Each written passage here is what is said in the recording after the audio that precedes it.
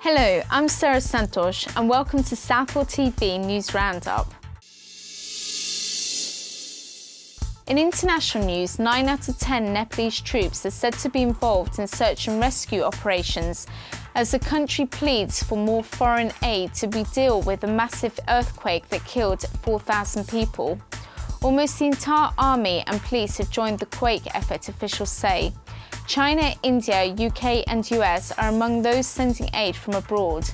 Nepal says it needs everything from blankets and helicopters to doctors and drivers. The earthquake, which struck last Saturday, is now known to have injured at least 7,000 people.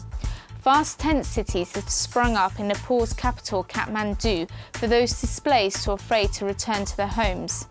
Several aftershocks have been reported. There are shortages of water, food and electricity and fears of outbreaks of disease. In further news, Nepal declared 3 days of mourning this week for the victims of the earthquake. The death toll has now reached 5,000 people.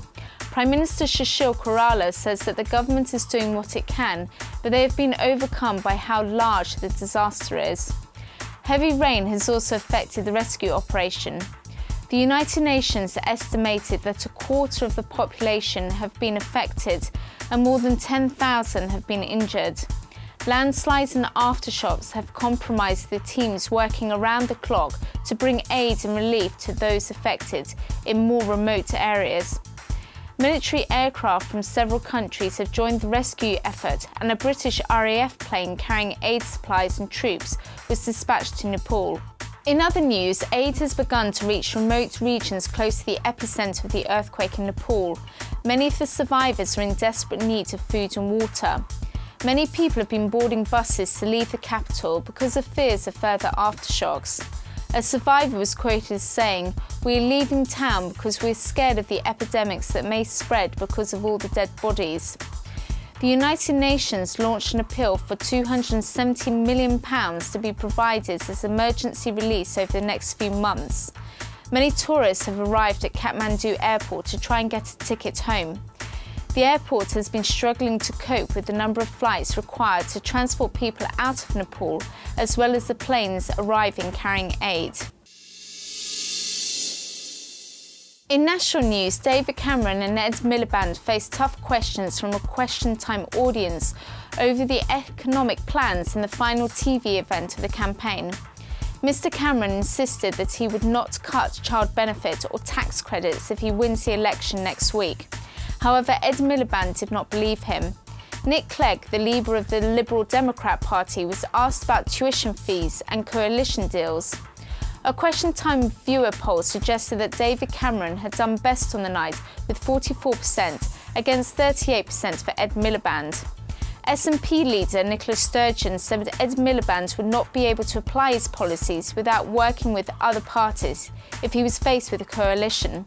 And UKIP leader Nigel Farage was grilled by a live audience in a programme shown in England and Wales, saying an EU referendum defeat would not kill his party. In other news, voters in the Republic of Ireland will make history on the 22nd of May by holding the world's first national referendum on legalising same-sex marriage. The vote is very symbolic as it shows how the relationship between the Church and the state has changed in a very traditional Catholic country. The Church has requested that the public reject the proposal, while the major political parties say that it is a civil matter, not a religious one, and are campaigning for yes. Opinion polls to date state that the majority are in favour of a yes vote allowing same-sex marriages to take place. However, many of the older people and those living in Middle Ireland are not comfortable with the change. In local news, the first of this year's Ealing Comedy Festival headliners have been announced by Ealing Council, with tickets going on sale on Friday the 1st of May. The infamous comedian Julian Clary will be opening the first night of the Ealing Comedy Festival on Friday the 17th of July at Walpole Park. Nick Hem and Marcus Bridgestock will be joining Julian on stage for 5 nights of comedy. Tickets can be purchased from the Ealing Summer Festival website www.ealingsummer.com. The event is suitable for people aged 18 and over. Young people aged 15 to 17 can also attend if they are accompanied by an adult.